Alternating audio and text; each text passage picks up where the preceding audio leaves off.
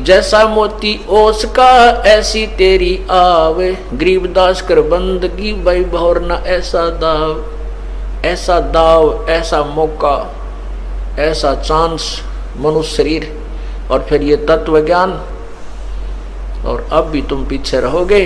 कहते फिर परमात्मा ना संभाले तुमने कई हजारों वर्षों तक,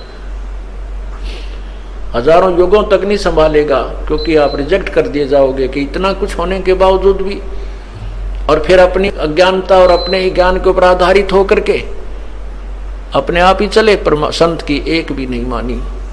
क्यों कुछ दिनों के बाद परमात्मा इतना सुख दे देता है, यूं सोचा है बस मौज माजरी है और ऐसे ही होना था, नहीं, यही भूल समाप्त कर देना कि प्रभु के चरणों के आने के बाद जो आपने पुण्यदान किया है, ये हो सकता है आपका इस जीवन भी चल सके और एक दो जीवन और भी चल सकता है, इतना पुण्य हो जाता आपका। लेकिन जिस दिन से आप संत से विमुख हो जाते हैं उसी दिन आपका फुल स्टॉप हो जाता है। आप जो परमात्मा की मर्यादा को भंग कर देते हो, अपने मनमुखी शुरू हो जाते हो, उसी दिन से आपकी भक्ति पर फुल स्टॉप लग जाता है आगे की। जब तक आप पुनः उपदेश प्राप्त नहीं कर लेते, उपदेश प्राप्त कर लेने मात्र से भी नाम नहीं जुड़ जाता।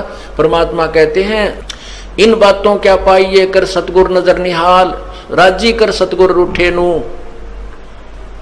ठीक है, कोई भक्त है पहले लगा हुआ है, फिर उसने बीच में बकवाद कर दी, दोबारा भी चौथा भी नाम ले जाता है। जब तक इस दास हृदय से उसको उपदेश नहीं देता तब तक उसका पुनर्नाम सब नहीं जुड़ पाएगा। ये मेरे बस की बात नहीं, ये परमात्मा की ही प्रेरणा अंदर से होती है। नाम अवश्य दे दिया जाता है क्योंकि हमारा स्वभाव है कि हो सकता है ये बालक फिर सुधर जाए, बच्चा भगवान का। तो इसलिए कहते हैं राजी कर सतगुरु रूठे नु, यानी अपने सतगुरु, मान ले आपसे गलती हो जाती है, सतगुरु क्यों रुष्ट होते हैं? क्योंकि आप विद्यार्थी, वो विद्यार्थी से टीचर रुष्ट होता है जो कोई भी मर्यादा नहीं निभाता, बार बार समझाने के बाद भी शरारत करने से बाज नहीं आता, तो वो उससे रुष्ट होता है। ऐसे ही परमात्मा का मार्ग है, आप विद्यार्थी हैं, ये दास आध्यात्मिक टीचर है। आपके हित के लिए आपको समझाया बुझाया जाता है, गलती करते हो आपको धमकाया भी जाता है, आपके भविष्य को मद्देनजर रखते हुए। निदास का कोई लेन देन नहीं। अब जो बच्चे परमात्मा से विमुख हो गए, नाम ले रखा था, गलतियों पर गलतियां की, हमने उनको धमका दिया, उनका नाम काट दिया गया यहाँ से, इस विद्यालय से, तो वो बाहर चले जाते हैं अपने दूसरे क्षेत्र में या दूसरे संत के पास, या जैसी पूजाएं जिसको पहले करते थे वो करने लग जाते हैं। और वो कहते हैं हमारे ताज भी ठाठ हो रहे हैं, हमने तो उनको छोड़ दिया, उस नाम को भी, संस्था को भी छोड़ दिया, और कहते हैं अब हमें कोई हानि नहीं हो रही है। पुण्यात्माओं, आप जब तक आपका नाम जुड़ा है, आप कोई गलती करते हो, परमात्मा आपको झटका देता है एक आधा हल्का सा, ताकि तुम सुधर जाओ, सावधान हो जाओ, आगे गलती ना करो।